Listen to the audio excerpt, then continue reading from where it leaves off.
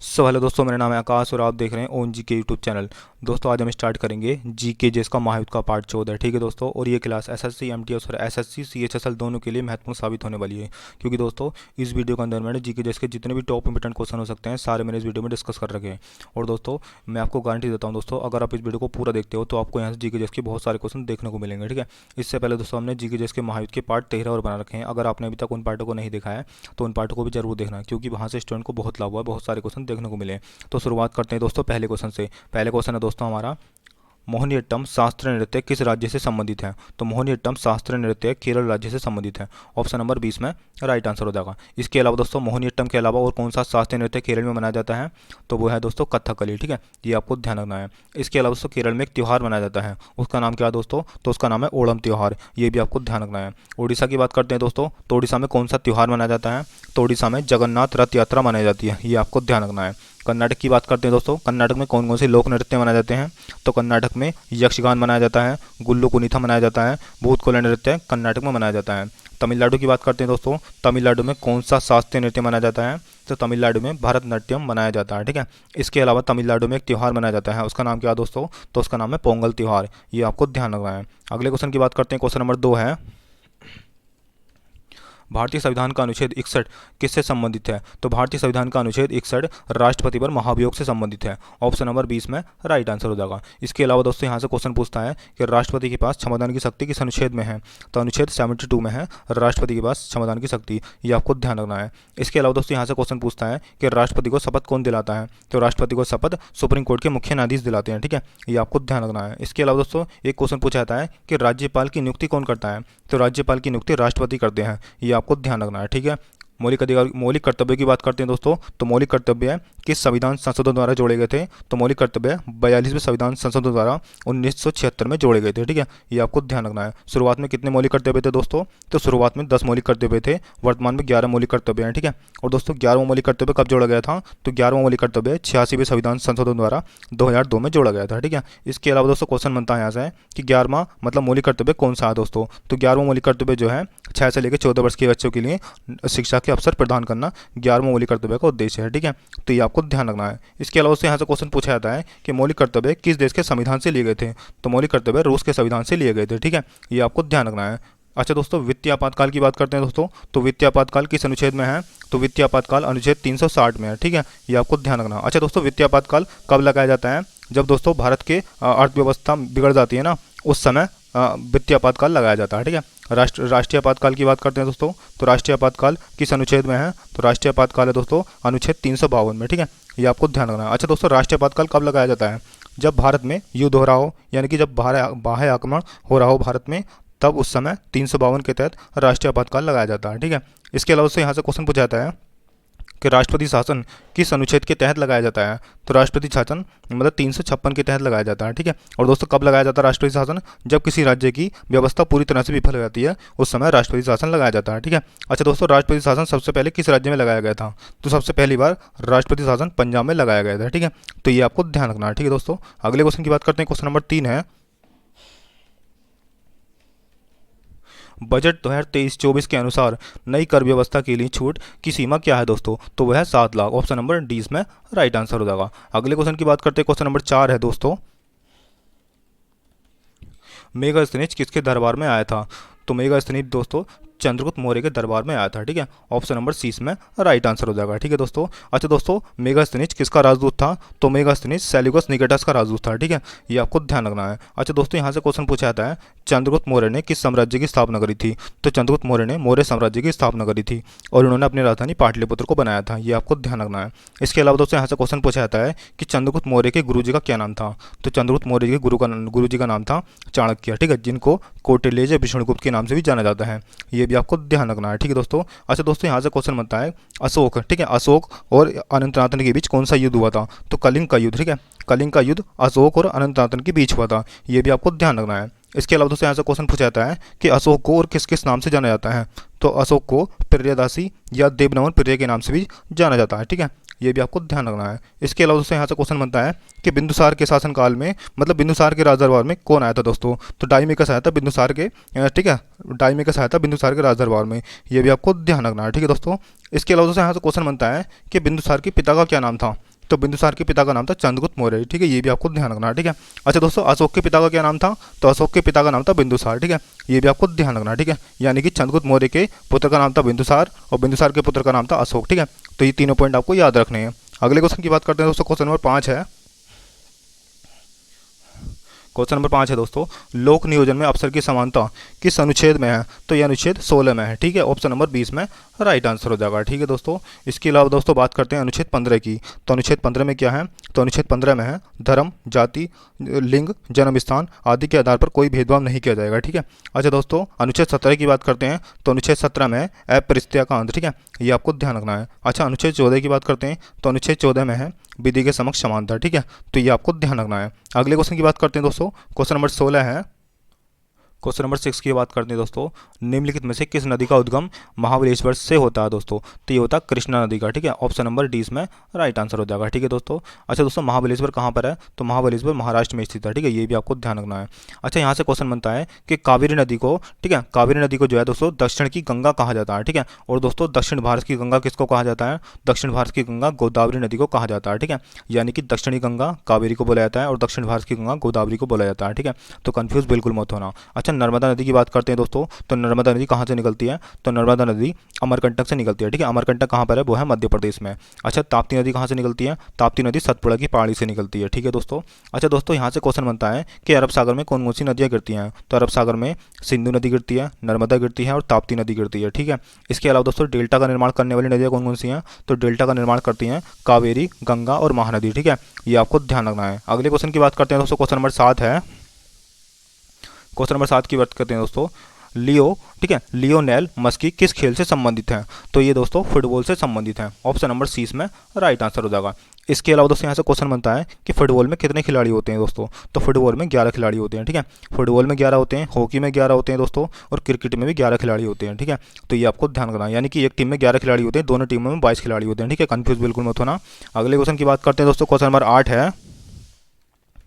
Question number 8 है दोस्तों, किस राज्य में काकतीय रुद्रेश्वर जिसको रामपप्पा मंदिर कहा जाता है दोस्तों, तो ये किस राज्य में स्थित है, तो ये तेलंगाना राज्य में स्थित है, ठीक है। ऑप्शन नंबर 20 में राइट आंसर हो जाएगा, ठीक है। इसके अलावा दोस्तों यहाँ से क्वेश्चन पूछा जाता है कि तेलंगाना में कौन सा त्यौहार मनाया जाता है, तो तेलंगाना में बुनारू त्यौहार मनाया जाता है, ठीक है।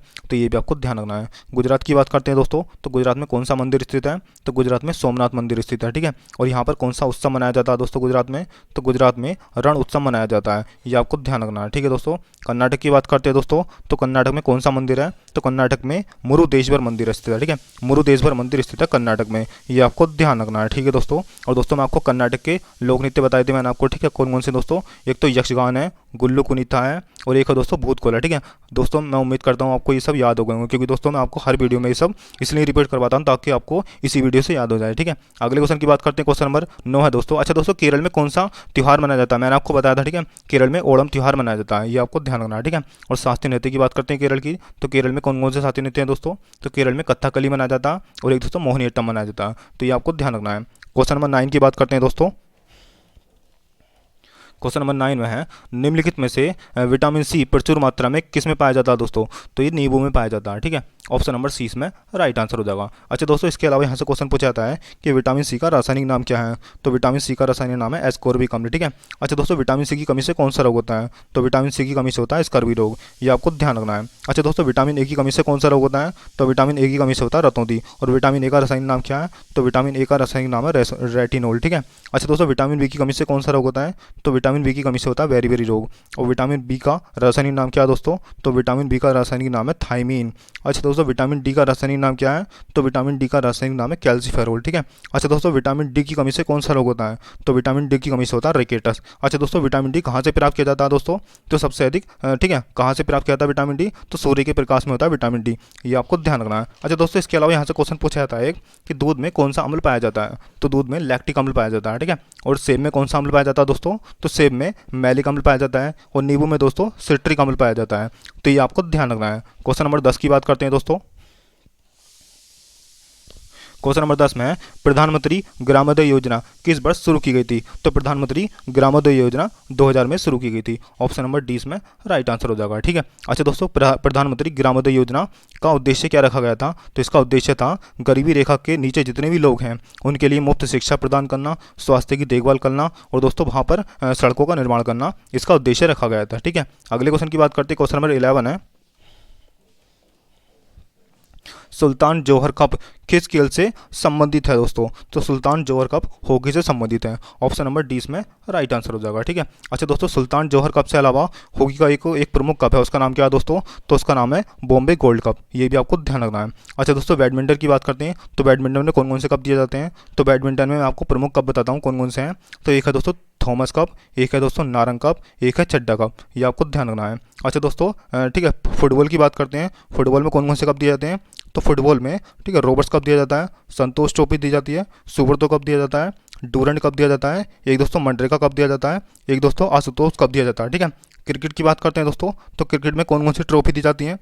तो क्रिकेट में रणजी ट्रॉफी दी जाती है, दिलीप ट्रॉफी दी जाती है, विजय हजारे ट्रॉफी दी जाती है, देवधर ट्रॉफी दी जाती है, ईरानी ट्रॉफी दी जाती है। ठीक है, तो इतना आपको ध्यान रखना है। अगले क्वेश्चन की बात करते हैं। क्वेश्चन नंबर 12 है दोस्तों,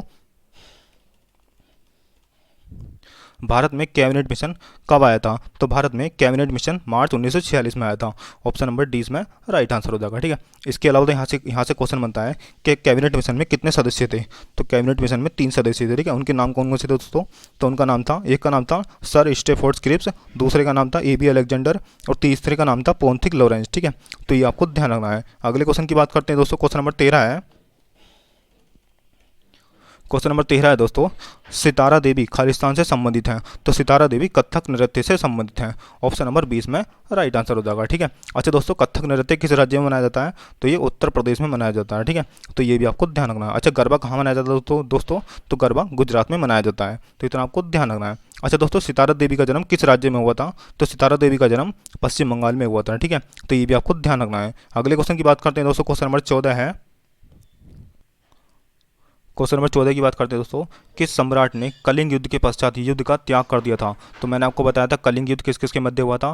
तो कलिंग युद्ध अशोक के मध्य हुआ था और एक दोस्तों अनंतनाथन के मध्य हुआ था। ठीक है, यानी कि कलिंग युद्ध में कलिंग युद्ध के पश्चात किसने अपना युद्ध त्याग दिया था दोस्तों? तो वो था अशोक ने। ठीक है, यानी कि कलिंग युद्ध के बाद अशोक ने कोई युद्ध नहीं किया था, ये आपको ध्यान रखना है। ठीक है, और दोस्तों मैंने आपको बता दिया कलिंग का युद्ध किस किस के मध्य हुआ, अशोक के मध्य और अनंतनाथन के मध्य हुआ था। ठीक है दोस्तों, ये मैं आपको बार बार इसलिए बताता हूँ क्योंकि दोस्तों परीक्षा में पूछा जाता है। ठीक है, अच्छा दोस्तों, चंद्रगुप्त मौर्य की बात करते हैं, मतलब चंद्रगुप्त द्वितीय की बात करते हैं दोस्तों। तो चंद्रगुप्त द्वितीय से एक क्वेश्चन पूछा जाता है कि चंद्रगुप्त द्वितीय के दरबार में कितने रत्न रहते थे? तो चंद्रगुप्त द्वितीय के दरबार में 9 रत्न रहते थे। ठीक है, मैं आपको सारे बताता हूँ, एक एक करके नाम बताता हूँ। ठीक है, पहला रत्न रहता था अमर सिंह, दूसरे का नाम था धनवंतरी, तीसरे का नाम था हरिशैन, चौथा था कालिदास, कहापन का, शंकु, बारह मिहिर, बर्रुचि, ठीक है, बेतल भट्ट, ये 9 रत्न हो गए। ठीक है, अच्छा दोस्तों, बात करते हैं समुद्रगुप्त की। तो समुद्रगुप्त को भारत का नेपोलियन बोला जाता है, ये आपको ध्यान रखना है। अच्छा, मैंने आपको बताया था बिंदुसार के दरबार में कौन आया था, मतलब बिंदुसार के शासनकाल में कौन भारत आया था? तो बिंदुसार के शासनकाल में डाइमेकस भारत आया था, ये भी आपको ध्यान रखना है। अगले क्वेश्चन की बात करते हैं दोस्तों। क्वेश्चन नंबर 15 है, खेलो इंडिया यूथ गेम्स 2022 का समापन किस शहर में हुआ था? तो ये भोपाल में हुआ था। ठीक है, ऑप्शन नंबर डी इसमें राइट आंसर हो जाएगा। ठीक है दोस्तों, अच्छा दोस्तों, खेलो इंडिया यूथ गेम्स में शीर्ष पर कौन सा राज्य रहा था? तो ये महाराष्ट्र रहा था, ये भी आपको ध्यान रखना है। अगले क्वेश्चन की बात करते हैं दोस्तों। क्वेश्चन नंबर 16 है, आगरा के लाल किले का निर्माण किस मुगल सम्राट द्वारा बनवाया गया था? तो आगरा का लाल किला अकबर ने बनवाया था। ठीक है, ऑप्शन नंबर 20 में राइट आंसर हो जाएगा। ठीक है दोस्तों, इसके अलावा दोस्तों यहाँ से क्वेश्चन पूछा जाता है कि दिल्ली का लाल किला किसने बनवाया था? तो दिल्ली का लाल किला शाहजहां ने बनवाया था, ये भी आपको ध्यान रखना है। इसके अलावा दोस्तों यहाँ से क्वेश्चन बनता है कि दिल्ली में मोती मस्जिद का निर्माण किसने करवाया था दोस्तों? तो दिल्ली में मोती मस्जिद का निर्माण औरंगजेब ने करवाया था और आगरा की मोती मस्जिद का निर्माण शाहजहां ने करवाया था। ठीक है, तो कंफ्यूज बिल्कुल मत होना दोस्तों, दिल्ली की मोती मस्जिद का निर्माण औरंगजेब ने करवाया था और आगरा की मोती मस्जिद का निर्माण शाहजहां ने करवाया था, ये आपको ध्यान रखना है। अगले क्वेश्चन की बात करते हैं दोस्तों। क्वेश्चन नंबर 17 है, हिंदू कैलेंडर के अनुसार भारत के दक्षिणी राज्यों में उगादी त्यौहार निम्नलिखित में से किस माह में मनाया जाता है? तो ये चैत्र माह में मनाया जाता है, ऑप्शन नंबर सी इसमें राइट आंसर हो जाएगा। ठीक है दोस्तों, अगले क्वेश्चन की बात करते हैं दोस्तों। क्वेश्चन नंबर 18 है, क्वेश्चन नंबर 18 है दोस्तों, संगमरमर का रासायनिक सूत्र क्या है? तो संगमरमर का रासायनिक सूत्र है दोस्तों CaCO3। ऑप्शन नंबर डी इसमें राइट आंसर हो जाएगा। ठीक है, इसके अलावा दोस्तों यहाँ से क्वेश्चन पूछा जाता है कि संगमरमर का रासायनिक नाम क्या है? तो संगमरमर का रासायनिक नाम है कैल्शियम कार्बोनेट। ठीक है, ये भी आपको ध्यान रखना है। अगले क्वेश्चन की बात करते हैं, क्वेश्चन नंबर 19 है,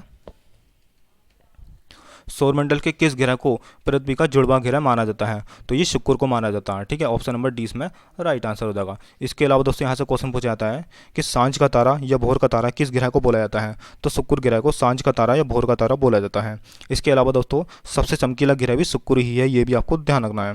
इसके अलावा दोस्तों बात करते हैं कि सौरमंडल का सबसे बड़ा ग्रह कौन सा है? तो सौरमंडल का सबसे बड़ा ग्रह है बृहस्पति। ठीक है, अच्छा दोस्तों, बृहस्पति का सबसे बड़ा उपग्रह कौन सा है? तो बृहस्पति के सबसे बड़े उपग्रह का नाम है ज्ञानीमीड, ये भी आपको ध्यान रखना है। अच्छा दोस्तों, शनि के उपग्रह का क्या नाम है? तो शनि के उपग्रह का नाम है टाइटन। ठीक है, तो ये आपको ध्यान रखना है। अच्छा दोस्तों, मैं आपको सूर्य से दूरी के अनुसार जितने भी ग्रह हैं मैं आपको सारे बताता हूँ। ठीक है, सबसे पहले नंबर पर आता है बुध, शुक्र, पृथ्वी, मंगल, बृहस्पति, शनि, अरुण, वरुण। ठीक है, तो ये क्रम आपको याद रखना है। अगले क्वेश्चन की बात करते हैं दोस्तों, क्वेश्चन नंबर 20 है। क्वेश्चन नंबर 20 है दोस्तों, 2011 की जनगणना के अनुसार भारत में शहरी जनसंख्या का प्रतिशत कितना था? तो ये था 31.16%। ऑप्शन नंबर ए इसमें राइट आंसर हो जाएगा। ठीक है, इसके अलावा दोस्तों यहाँ से क्वेश्चन पूछा जाता है कि 2011 की जनगणना किसके शासनकाल में प्रारंभ हुई थी? तो ये लॉर्ड मेयो के शासनकाल में प्रारंभ हुई थी। ठीक है, जो कि दोस्तों 1872 में हुई थी। अच्छा दोस्तों, नियमित जनगणना की शुरुआत किसके शासनकाल में हुई थी? तो लॉर्ड रिपन के शासनकाल में हुई थी, जो कि 1881 में हुई थी। ठीक है, ये भी आपको ध्यान रखना है। इसके अलावा दोस्तों स्वतंत्र भारत की पहली जनगणना कब हुई थी? तो 1951 में हुई थी स्वतंत्र भारत की पहली जनगणना। ठीक है, इसके अलावा दोस्तों बात करते हैं 2011 की जनगणना जो थी वो स्वतंत्र भारत की कौन से नंबर की जनगणना थी? तो स्वतंत्र भारत की 7वीं जनगणना थी, और दोस्तों शुरुआत से देखा जाए तो 15वीं जनगणना थी। ठीक है, तो ये कंफ्यूज बिल्कुल मत ना, इतना आपको ध्यान रखना है। अगले क्वेश्चन की बात करते हैं दोस्तों, क्वेश्चन नंबर 21 है, स्वामी विवेकानंद खालिस्तान के प्रमुख शिष्य थे, तो ये रामकृष्ण परमहंस के थे। ठीक है, ऑप्शन नंबर ए इसमें राइट आंसर हो जाएगा। इसके अलावा दोस्तों यहाँ से क्वेश्चन पूछा जाता है कि रामकृष्ण मिशन की स्थापना किसने करी थी? तो स्वामी विवेकानंद जी ने करी थी। ठीक है, ये भी आपको ध्यान रखना है। अगले क्वेश्चन की बात करते हैं दोस्तों, क्वेश्चन नंबर 22 है, घाघरा का युद्ध किस वर्ष लड़ा गया था? तो घाघरा का युद्ध 1529 में लड़ा गया था। ऑप्शन नंबर 20 में राइट आंसर हो जाएगा। ठीक है, अच्छा दोस्तों, घाघरा के युद्ध में बाबर ने बंगाल एवं बिहार की सेना को पराजित कर दिया था। ठीक है, तो ये भी आपको ध्यान रखना है। अच्छा दोस्तों, घाघरा का युद्ध मतलब किस स्थान पर हुआ था? तो वर्तमान में ये उत्तर प्रदेश के गोरखपुर में एक घाघरा नदी है उसके तट पर लड़ा गया था ये, तो इतना आपको ध्यान रखना है। अगले क्वेश्चन की बात करते हैं दोस्तों, क्वेश्चन नंबर 23 है। क्वेश्चन नंबर 23 है दोस्तों, किस तत्व का उपयोग जल के उपचार शुद्धिकरण के लिए किया जा सकता है? तो कैरोसिन का उपयोग, ठीक, क्लोरीन का उपयोग किया जा सकता है। ऑप्शन नंबर सी इसमें राइट आंसर हो जाएगा। ठीक है दोस्तों, ये क्लोरीन है। ठीक है, ऑप्शन नंबर सी इसका राइट आंसर हो जाएगा। अगले क्वेश्चन की बात करते हैं दोस्तों, क्वेश्चन नंबर 24 है, किसके प्रावधानों के अनुसार भारत के प्रांतों में द्विशासन की शुरुआत की गई थी? तो ये की गई थी दोस्तों इसका हो जाएगा ऑप्शन नंबर बी। ठीक है, मोंटेगो चेम्सफोर्ड सुधार अधिनियम, जो कि 1919 में था। ऑप्शन नंबर 20 में राइट आंसर हो जाएगा, इतना आपको ध्यान रखना है। अगले क्वेश्चन की बात करते हैं दोस्तों, क्वेश्चन नंबर 25 है। अच्छा दोस्तों, इसकी डेट भी याद रखनी है। ठीक है, आपको ये जो आया था भारत परिषद अधिनियम 1892 को आया था, ये याद रखना आपको। ठीक है, मोंटेगो चेम्सफोर्ड सुधार अधिनियम 1919 में आया था, ये आपको ध्यान रखना है। मिंटो मार्ले सुधार अधिनियम 1919 में आया था। अच्छा, भारत सरकार अधिनियम 1935 में आया था। ठीक है, ये डेट भी आपको याद रखनी है, क्योंकि दोस्तों एग्जामिनर ये डेट भी पूछ लेता है। ठीक है, अगले क्वेश्चन की बात करते हैं, क्वेश्चन नंबर 25 है दोस्तों। और दोस्तों मैं आपको एक बात और बताता हूँ। ठीक है दोस्तों, मैं जितने भी क्वेश्चन करा रहा हूँ आप उनको लिखने की कोशिश बिल्कुल मत करना, क्योंकि दोस्तों अगर आप लिखोगे तो आप बोर हो जाओगे। ठीक है, अब जब बोर हो जाओगे तो आपको बिल्कुल पढ़ने का मन नहीं करेगा। दोस्तों मैं आपको इसलिए बताता हूँ ये वाली बात, क्योंकि दोस्तों लिखने में बहुत सारा टाइम खराब हो जाएगा। ठीक है आपका, तो आप इस लिखने की बजाय इस वीडियो को दोस्तों 3 से 4 बार देख लिया करो। ठीक है, यही काफ़ी है दोस्तों। अगले क्वेश्चन की बात करते हैं, क्वेश्चन नंबर 25 है दोस्तों। खुला बाजार परिचालन किसके द्वारा नियंत्रित किया जाता है दोस्तों? तो ये किया जाता है दोस्तों, ये भारतीय रिजर्व बैंक के द्वारा। ऑप्शन नंबर ए इसमें राइट आंसर हो जाएगा। ठीक है, इसके अलावा दोस्तों यहाँ से क्वेश्चन बनता है कि भारतीय रिजर्व बैंक की स्थापना कब हुई थी? तो 1 अप्रैल 1935 को हुई थी। और दोस्तों वर्तमान में इसके गवर्नर कौन है? शक्तिकांत दास हैं, जो कि 225वें नंबर के गवर्नर है। ठीक है, इसके अलावा यहाँ से क्वेश्चन पूछा जाता है कि 2023 का गवर्नर ऑफ द ईयर किस व्यक्ति को दिया गया है दोस्तों? तो वो शक्तिकांत दास जी को दिया गया है। ठीक है, तो ये आपको ध्यान रखना है। दोस्तों आज के लिए इतना ही, मिलते हैं नेक्स्ट वीडियो में दोस्तों, तब तक के लिए जय हिंद जय भारत।